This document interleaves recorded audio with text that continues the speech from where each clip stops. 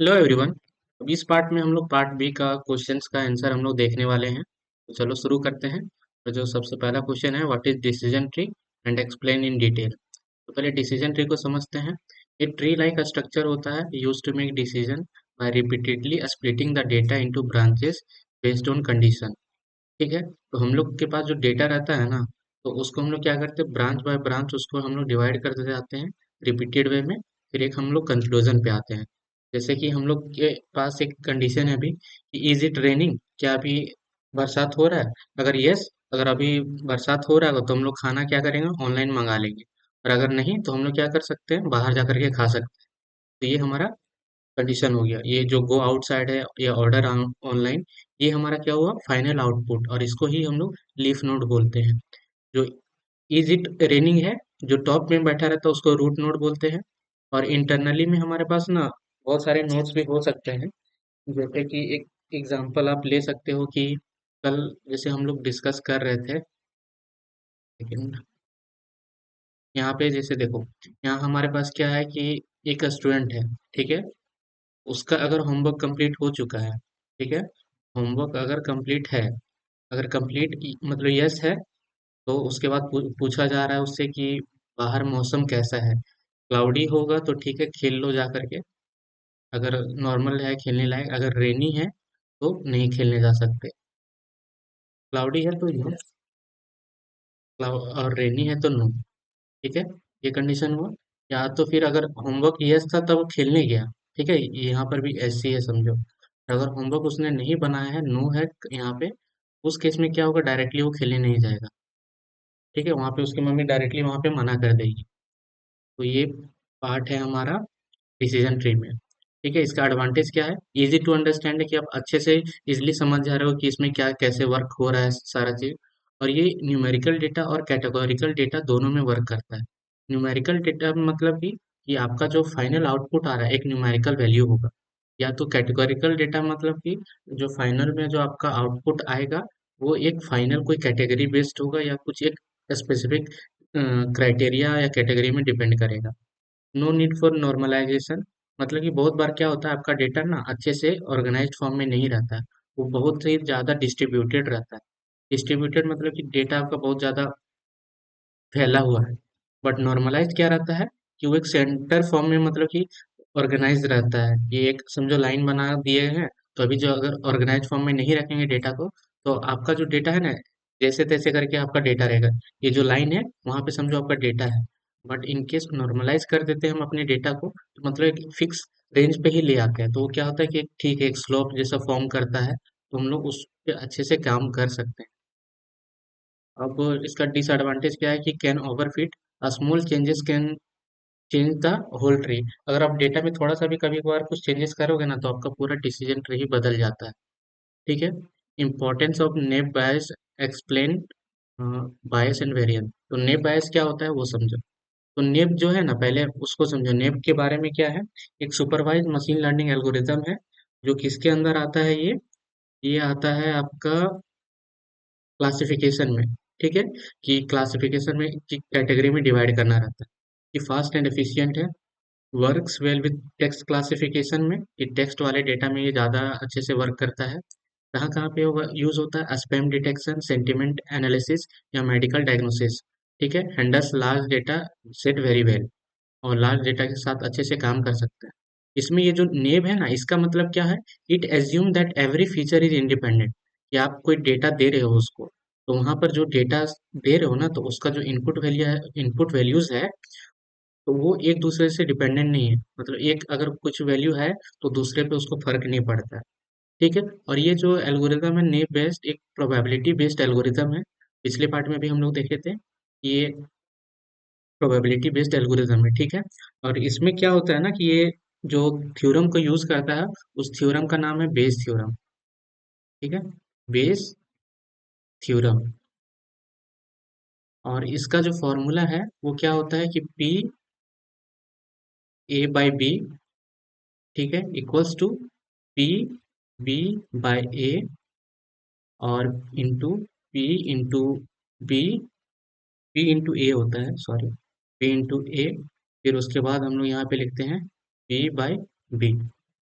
ठीक है, तो ये हमारा हो गया, जिसमें ये जो पार्ट रहता है पी ए बाई बी, इसको हम लोग बोलते हैं posterior probability. P B by A को बोलते हैं हम लोग likelihood of data. And P B, P A हो गया हमारा प्रोबेबिलिटी ऑफ क्लास। और पी ए मतलब probability of class, and P B होता है हमारा total probability of the data. ठीक है, इसमें ज़्यादा उतना डिटेल में जानना, बस ये फॉर्मूला लिख देना है। अगर कोई पूछता है कि हाँ नेव बेस का क्या है, तो नेव बेस के बारे में पहले ये लाइन लिखना है कि it assumes that every feature is independent, that it means that the presence of one feature does not depend on the other. ठीक है, आंसर को लंबा करो, फिर ये सब पॉइंट्स को लिख दो। Fast and efficient, works well with text classification, और ईमेल स्पैम वाला जो एग्जांपल है उसको लिख देना। And it depends on the Bayes theorem, तो उस उसमें ये थ्योरम लिख करके इसको थोड़ा सा, ये जो फॉर्मूला है उसको बस सर्कल आउट कर दो, हो गया।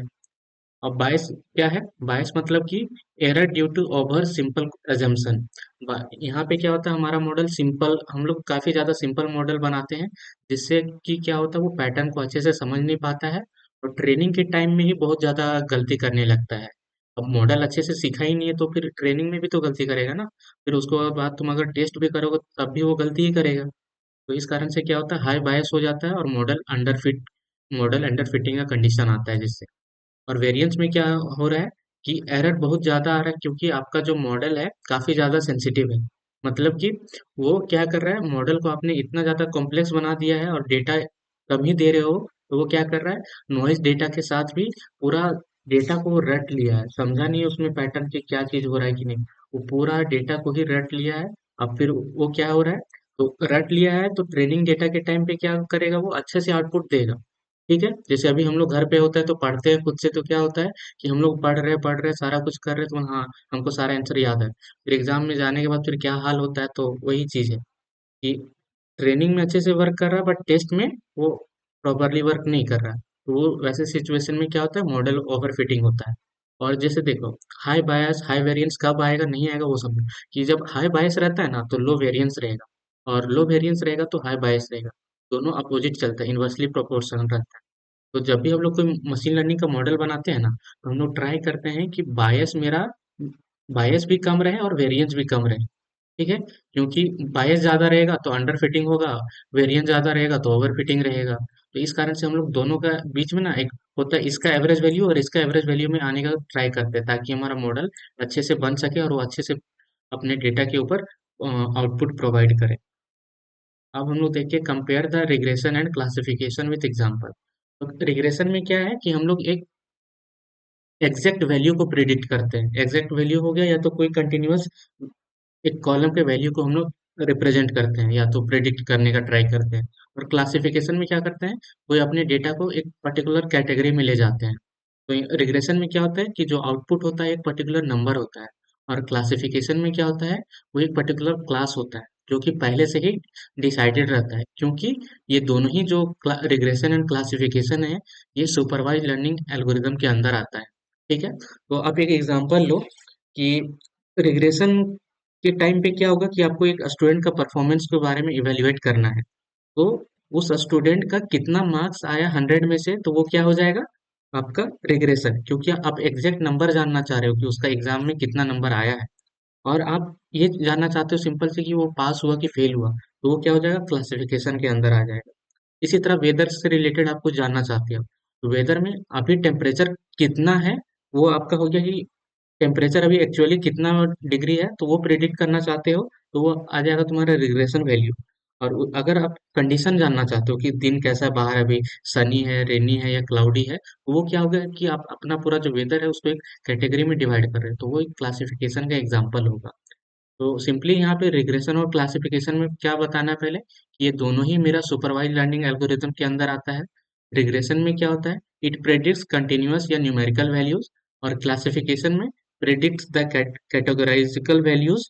और इसमें क्या रहता है, क्लासिफिकेशन क्लासिफिकेशन में the goal is to assign labels और क्लास टू इनपुट डेटा। जो हमारे पास इनपुट डेटा आया है, उसको हम लोग को क्या काम है कि उसको एक पर्टिकुलर क्लास या लेबल प्रोवाइड करें। तो यहाँ पे सिंपली वही ईमेल डिटेक्शन का चीज आता है कि predict whether the email is spam और नॉट। और यहाँ रिग्रेशन में प्रेडिक्ट हाउस प्राइस, या तो फिर अभी जो एग्जांपल दो ठो हम बताए वो यहाँ पे ऐड ऑन कर सकते हो, तीन चार एग्जांपल भर दो बस। यहाँ पे confusion matrix and precision recall. Confusion matrix हम लोग पहले ही डिसाइड किए देखे थे कि use to evaluate classification accuracy, कि जितने भी क्लासिफिकेशन बेस्ड मॉडल का एल्गोरिदम बनाते हैं उसका एक्यूरेसी कैलकुलेट करने के लिए हम लोग ये टेबल बनाते हैं कंफ्यूजन मैट्रिक्स बेसिकली। ठीक है, तो यहाँ पे एक्चुअल यस एक्चुअल नो और ये जो टेबल था हम लोग पीछे डिस्कस किए थे, उसके थ्रू से ना हमारा ये प्रिसीजन और रिकॉल आता है। प्रिसीजन में क्या होता है कि out of all emails predicted as a spam, how many were really spam, कि इसका जो एक्चुअल डेफिनेशन वो क्या होता है, it tells how many of the predicted positive are actually correct, कि जितना हम लोग प्रिडिक्ट किए हैं पॉजिटिव वो एक्चुअली में कितना करेक्ट है। ठीक है, वो चीज तो एक्चुअली कितना करेक्ट है वो जानने के लिए क्या करेंगे कितना अभी हमारे पास पॉजिटिव आया है, तो ट्रू पॉजिटिव डिवाइडेड बाय हम कितना में से निकालेंगे true positive plus false positive, तो उससे डिवाइड कर देंगे तो हमारा एक्चुअली में जितना भी प्रिडिक्ट किए थे कि हाँ ये गलत है या तो सही है, मतलब कि यहाँ पे कितना सही प्रिडिक्ट किए थे और कितना सही था मेरा, उसमें से ये आ जाएगा वैल्यू प्रिसीजन। और रिकॉल में क्या होता है, out of all actual spam emails how many did the system detect, कि एक्चुअली में मेरा कितना, मेरा आई मीन जो इसका डेफिनेशन होता है, it tells how many of the actual positive were correctly predicted by the model, कि हमारे पास ओरिजिनली कितना पॉजिटिव वैल्यू था जिसमें से कि जो हमारा मॉडल है उसने कितना प्रॉपरली पूरा करेक्ट प्रिडिक्ट किया है वो चीज़ बताता है। तो यहाँ पे सिर्फ फॉर्मूला थोड़ा सा डिफरेंस है। प्रिसीजन में क्या होता है, total positive divided by total positive plus false positive, और रिकॉल में क्या होता है, total positive divided by total positive plus false negative. यहाँ पे रियल वर्ल्ड एग्जांपल एक देख लो प्रिसीजन में, how many selected chocolates chocolates are actually sweet, ठीक है, out of all sweet chocolates how many you selected, समझे, तो ये सारे चीज को आप लिख देना। Concept of overfitting training set, training testing and validation set. तो ट्रेनिंग सेट क्या होता है कि आप आपके पास क्या होता है ना कि आप जैसे डेटा कलेक्ट किए मॉडल को सिखाने के लिए, तो उसमें क्या हो रहा है कि आपने जैसे 1,000 सैंपल आपने डेटा कलेक्ट किया, उसमें से आप पूरा डेटा उस मॉडल को नहीं दे देते हो 1,000 जो सैंपल है उसमें से आप क्या करते हो, ये जो पूरा डेटा है ना उसमें से आप इतने पार्ट को आप बचा के रख लेते हो, ठीक है, और ये जो इतना पार्ट बचा हुआ है ये, तो ये 70% समझो है और ये यहाँ पे 30%।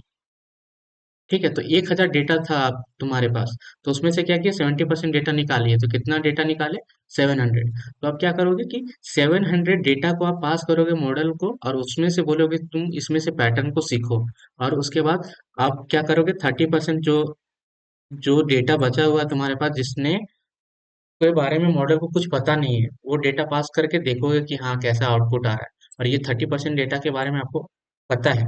ठीक है, तो इस तरीके से ये चीज होता है। तो ट्रेनिंग सेट हमारा क्या होगा, ये जो डेटा है ये, ठीक है, और ये हो गया टेस्टिंग सेट, और एक थोड़ा सा हमारा रहता है एक वैलिडेशन सेट, उसमें हम लोग क्या करते हैं थोड़ा और डेटा इसमें बचा के रख लेते हैं, जो कि क्या करता है, ठीक है, ट्रेनिंग डेटा में निकालिए, फिर थोड़ा उसको हम प्रिडिक्ट करवा के देखेंगे वैलिडेशन सेट के डेटा से।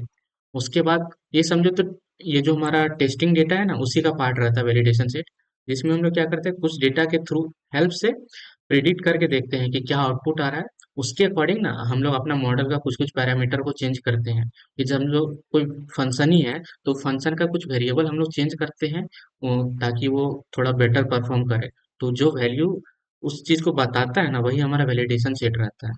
ठीक है, तो वैलिडेशन सेट क्या होता है, use to tune hyper parameter example 50% of data, and testing set क्या हुआ, use to check the final performance example 15% of data. ठीक है, तो 70% हम लोग ट्रेनिंग में लगा दिए और 15% वैलिडेशन सेट में, और 15% फाइनल टेस्टिंग करना है। इसके बाद फिर क्या चीज़ है सिनेरियो की डेटा को बदलना पड़ेगा या मॉडल मॉडल बदलना पड़ेगा, उस कंक्लूजन में आएंगे हम। और ओवरफिटिंग में क्या हुआ कि मॉडल पूरा सीख लिया जो अभी हम लोग डिस्कस किए, पूरा अच्छे से रट लिया। अब क्वेश्चन नंबर 6 है मशीन लर्निंग का कंप्लीट प्रोसेस कैसे वर्क करता है। तो आप सिंपली अगर कोई मशीन लर्निंग का प्रोसेस है उसको एग्जीक्यूट कराने के लिए पहले क्या करते हो, डेटा कलेक्ट करते हो, उसके बाद डेटा को क्लीन करते हो कि उसमें कुछ मिसिंग वैल्यू है तो उसको हटा दो, या ये उसमें कुछ अब डेटा भरो, या तो आउटलायर्स है तो उसको बाहर फेंक दो या हटा दो अपने डेटा में से, या आउटलायर का एक अलग से कॉलम बना करके निकाल के रख लो। और फिर फीचर इंजीनियरिंग करो, कि अब जैसे देखो आप डेटा कलेक्ट कर रहे हो तो उसमें क्या होता है ना कि बहुत सारे डेटा रहते हैं, बहुत सारे डेटा कहने का मतलब है कि आपके पास बहुत सारा कॉलम रहेगा 1,000 2000 या 1500 कॉलम रहेगा, तो 1500 कॉलम तो आपके मॉडल को ट्रेन के लिए नहीं चाहिए। तो आप हो सकता है उसमें से 500 ही हमारा कॉलम नेसेसरी है ट्रेनिंग के लिए। तो जो 1000 कॉलम है ना उसको हटा दोगे, तो फीचर इंजीनियरिंग में क्या करता है, जो सबसे ज्यादा इंपॉर्टेंट है, आपको लगता है ना कि बोले हाँ इसके बिना तो काम नहीं बनने वाला है, तो उसी कॉलम्स को यहाँ पे हम लोग चुन के रखते हैं। ठीक है, जैसे कि हम लोग को एग्जाम में क्या होता है कि नोड यूज नहीं करवाएंगे तो एग्जाम देने नहीं मिलेगा, तो वो हो गया हमारा फीचर इंजीनियरिंग। ठीक है, वहां से डेटा हम लोग के पास तैयार हो गया है।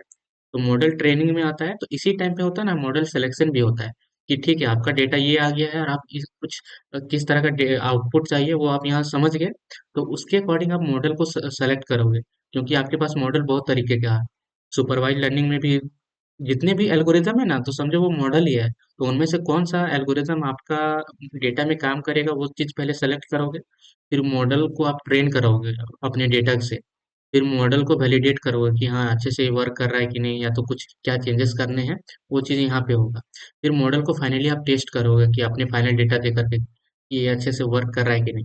और एक बार टेस्टिंग हो गया तो ऐसा तो ना उसको घर पे ही रखना है, आप उसको डिप्लॉय करोगे तब ना कि बोला हाँ कोई दूसरा यूजर उसको यूज कर पाएगा। तो वो आ जाता है डिप्लॉयमेंट फेज। तो सिंपली पहले क्या करना है, प्रैक्टिकली समझो कि डेटा आप कलेक्ट करोगे, फिर डेटा को क्लीन करोगे, फिर उसमें से जो कुछ इंपॉर्टेंट फीचर है वो आप सेलेक्ट करोगे, फिर अपने मॉडल को ट्रेन करोगे, फिर उसमें वैलिडेट करोगे कि हाँ कुछ पार्ट्स छूट गया हो या तो कुछ चेंजेस करने हो, फिर फाइनली आप मॉडल को अपना टेस्टिंग करोगे, उसके बाद डिप्लॉय कर दोगे। ठीक है, जैसे कि predicting student marks based on study hour, but हम लोग के केस में नहीं है क्योंकि हम लोग के क्वेश्चन बैंक पे डिपेंड करता है। ठीक है, अब हमारा क्वेश्चन नंबर 7 है, what is naive in naive Bayes, how to improve accuracy. तो नेब में ये जो नेब बायस में ये जो नेब है वो क्या रहता है, it assumes that all features are independent, कि जो जितने भी फीचर है वो एक दूसरे से इंडिपेंडेंट है, जो कि रियल लाइफ में ट्रू नहीं होता ये सब चीजें। जो भी फीचर रहता है वो कहीं ना कहीं एक दूसरे से डिपेंडेंट रहता ही है। ठीक है, तो ठीक है यहाँ पे हम लोग ये मान के चलता है ये एल्गोरिथम की डिपेंडेंट नहीं है। उसके बाद जो टेक्निक्स हम लोग यूज करते हैं अपनी एक्यूरेसी को इम्प्रूव करने के लिए, तो क्या क्या करते हैं कि जो अपना डेटा में से इरिलेवेंट फीचर है, जो जो नेसेसरी नहीं था, जैसे अभी देखिए हम लोग की 1500 कॉलम था, जो कि हमें नहीं चाहिए था पूरा 1500 कॉलम, तो हम लोग क्या करेंगे जितना नेसेसरी है उतना ही निकालेंगे, और जो इरिलेवेंट है उसको हटा दो, अपने डेटा को अच्छे से क्लीन करो। ठीक है, यूज स्मूथिंग, लैपलेस स्मूथिंग। तो यहाँ पे क्या होता है ना कि आपके पास जो फंक्शन है, ठीक है, तो फंक्शन है तो इसी तरीके से आपका डिफाइन होगा फंक्शन। ठीक है, ए एक्स मान के चलो, आपके पास ए एक्स फंक्शन है, तो अगर इन केस अगर एक्स क्या हो गया यहाँ पे इनपुट वेरिएबल, ठीक है, और ये होगा कुछ अपना उसका मॉडल का फाइन ट्यूनिंग करने के लिए कुछ पैरामीटर, तो इनपुट अगर जीरो हो गया इस केस में तो क्या होगा, ये फाइनली जीरो प्रिडिक्ट कर देगा। और उस केस में आपका मॉडल है फाइनली समझो तो उसका हाथ पैर बैठ गया है, सिंपल सा वो एकदम से कुछ नहीं कर पा रहा है। तो कुछ नहीं करने से बेहतर है ना कुछ थोड़ा सा वो कर ले। तो उस केस में हम लोग क्या करते हैं ना, कुछ एक छोटा सा पैरामीटर या कुछ होता है ना कांस्टेंट वैल्यू ऐड कर देते हैं। ठीक है, ज्यादा बड़ा नहीं रहता, जैसे कि 0.00001, ताकि ये फाइन ओवरऑल ये आंसर इसका जीरो ना आए। ठीक है, अगर इनपुट फीचर भी जीरो रहता है तो वही हमारा रहता है लेप्लेस स्मूथिंग।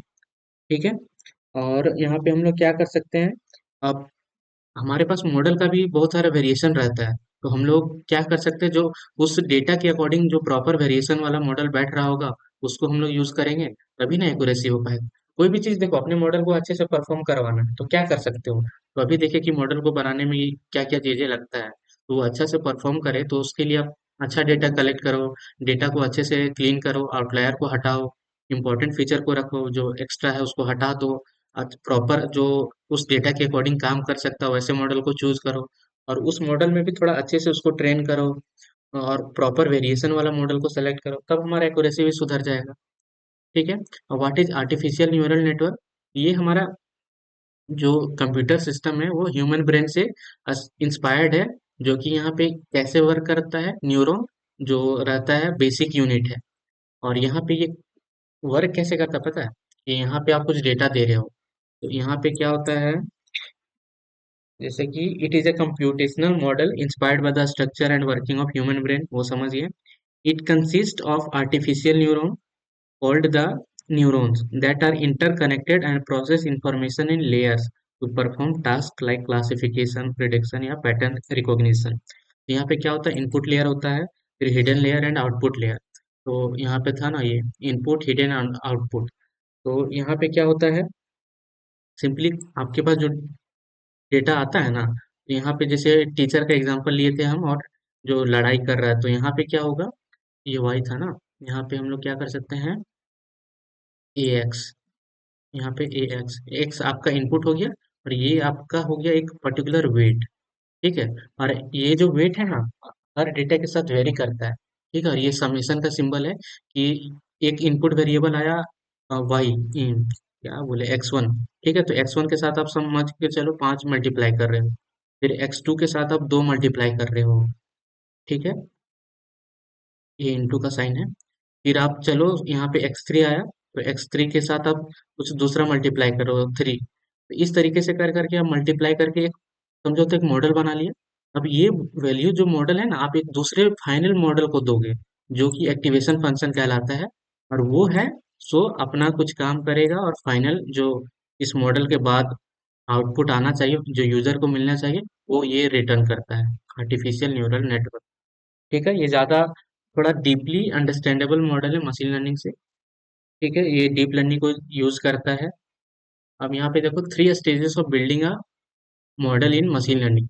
तो मशीन लर्निंग में जो 3 बेसिक बिल्डिंग्स है, वो क्या है, model building, model testing and model deployment. तो मॉडल, ये जो क्वेश्चन अभी हम लोग देखे थे ना डायग्राम वाला, बस इसी को यहाँ रेप्लिकेट कर देना है। तो यहाँ पे जो ट्रेनिंग वाला पार्ट है, तो इससे पहले जितना भी वो सब था, वो यहाँ पे ट्रेनिंग करना है। तो ट्रेनिंग करेंगे तो क्या करोगे, पहले डेटा तो लाओगे ना, मॉडल सेलेक्ट करोगे, और इवेल्युएशन है, तो उस केस में आप वैलिडेशन भी साथ में ऐड करके ये पार्ट को आप एक्सप्लेन कर सकते हो। फिर लास्ट में आप पार्ट में क्या करोगे, उसको डिप्लॉय कर देगा अपने मॉडल को। और डिप्लॉय करने के बाद ऐसा नहीं कि भूल जाना, उसको चेक करते रहना है ना, कि बोल कैसे वर्क कर रहा है कि नहीं कर कर रहा है, या कहाँ पे दिक्कत है। जैसे कल के दिन में क्या हुआ था कि चैट जीपीटी कुछ टाइम के लिए बंद था।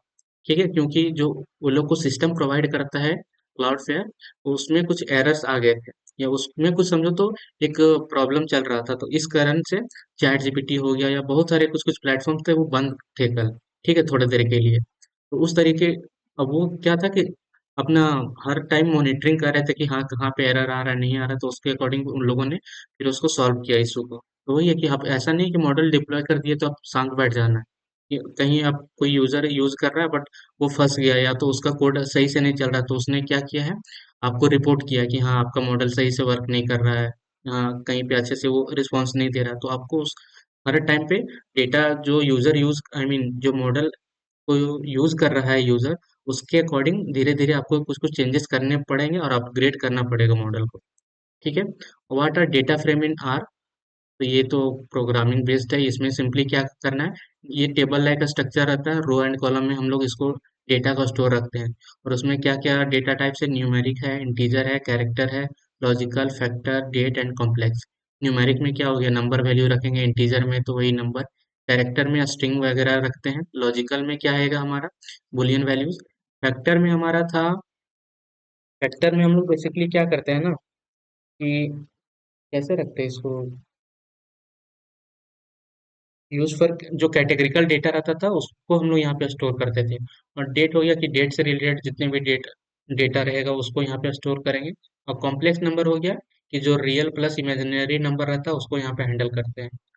और नेक्स्ट क्वेश्चन है हमारा कि हाउ टू हैंडल आउटलायर्स, कि आउटलायर्स को हम लोग कैसे हैंडल करेंगे। तो आउटलायर्स क्या होता है पहले वो समझ लो।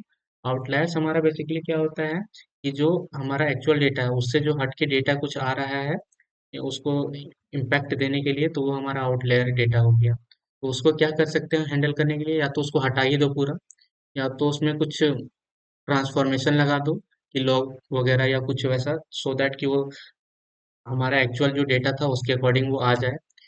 कुछ क्या कर सकते हो, कि जो हमारा आउटलायर है उसको हटा करके उसका मीन वैल्यू वहां पे रख दो। ठीक है, कुछ ऐसे मॉडल रखो जो कि आउटलायर से उसको फर्क नहीं पड़ता हो, वैसे मॉडल को सेलेक्ट कर लो। ठीक है, और फिर हम लोग क्या कर सकते हैं, ये बस इतना ही काफी है। फिर हमारा क्या है, एप्रोरी एल्गोरिदम। एप्रोरी एल्गोरिदम हमारा क्या था, कि मार्केट बास्केट एनालिसिस में हेल्प करता है। जैसे एक एग्जांपल है, कि यहाँ पे जैसे देखो एक ट्रांजेक्शन का गिवन है, 4 ट्रांजेक्शन है, पहला ट्रांजेक्शन में कि उसने एबीसी प्रोडक्ट खरीदा, ट्रांजेक्शन टू में एसी, फिर एडी बीईएल ट्रांजेक्शन पर मिनिमम सपोर्ट गिवन है और मिनिमम कॉन्फिडेंस। तो इसको सॉल्व करने के लिए हम लोग क्या करते हैं पता है, कि हमारे पास जो मिनिमम सपोर्ट गिवन रहता है ना, उसको हम लोग क्या कर लेते हैं, पहले डिवाइड कर लेते हैं नंबर में चेंज कर लेते हैं।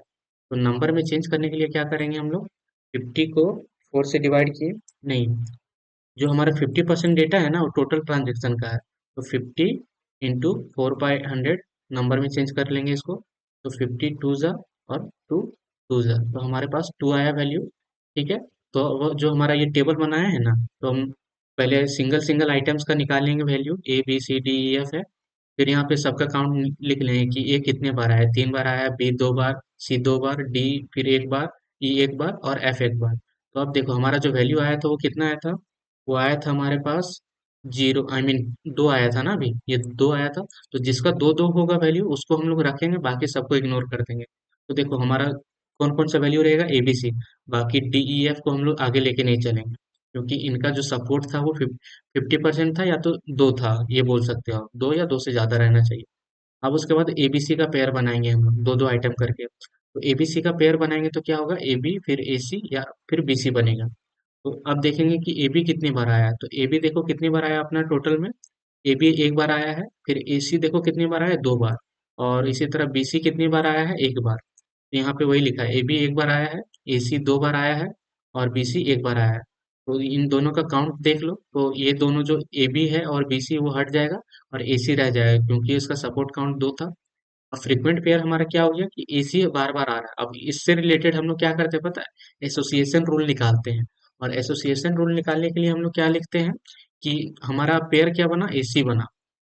ठीक है, तो हम लोग ए टू सी पहले एक बार रूल निकालेंगे, फिर सी टू ए निकालेंगे। ठीक है, तो ए टू सी निकालते हैं ना, तो हम लोग क्या करते हैं, सपोर्ट काउंट एसी का लिखते हैं ऊपर में। तो सपोर्ट काउंट एसी का कितना है, 2 है, क्योंकि 2 बार पहले आया था ना अभी, जो उसका ऊपर वाला टेबल था एसी में 2 बार आया था, तो यहाँ पे 2 लिख देंगे। और यहाँ पे नीचे में किससे डिवाइड करते हैं, सपोर्ट काउंट ऑफ ए, कि ए पूरे ट्रांजेक्शन में कितनी बार आया था। तो कितनी बार आया था, वो 3 बार आया था। तो 3 से डिवाइड कर दो, और इसका परसेंटेज निकालना है, तो यहाँ पे 100 ले लिख देंगे। अब अब इसका परसेंटेज निकालो तो कितना आएगा, 66 पॉइंट समथिंग आएगा। तो इसको 66% मान के चलते हैं हम लोग। और हमारा जो एक्चुअल कॉन्फिडेंस गिवन था वो कितना था, 50%। और हमारा कितना है, 66%, मतलब ये पेयर चल सकता है। ये बोल कोई अगर ए खरीद रहा है तो सी भी खरीदेगा। ठीक है, और सी टू ए है, तो उस केस में हम लोग कैसे करेंगे, ऊपर में पेयरिंग का जो सपोर्ट काउंट है एसी का ही रहेगा, तो 2 लिखेंगे ऊपर में। और नीचे में क्या, किससे डिवाइड करेंगे, सपोर्ट काउंट ऑफ सी से, सी कितने बार आया था, तो सी देखो कितनी बार आया है, 2 बार। तो 2 से डिवाइड करेंगे इंटू 100, तो ये कितना होगा हमारा, 100%। तो और कॉन्फिडेंस हमारा कितना, 50%। तो हमारा दोनों पेयर वर्क कर गया, तो फाइनल एसोसिएशन रूल में क्या होगा, ये दोनों आ जाएंगे। तो ये था हमारा पार्ट बी का क्वेश्चंस। अब थोड़ी देर बाद मैं पार्ट सी का भी थोड़ी देर में अपलोड कर दूंगा। तो बस कैसा क्या रहा, या कहीं कुछ छूट गया हो तो बताना। तो मिलता हूँ नेक्स्ट पार्ट में।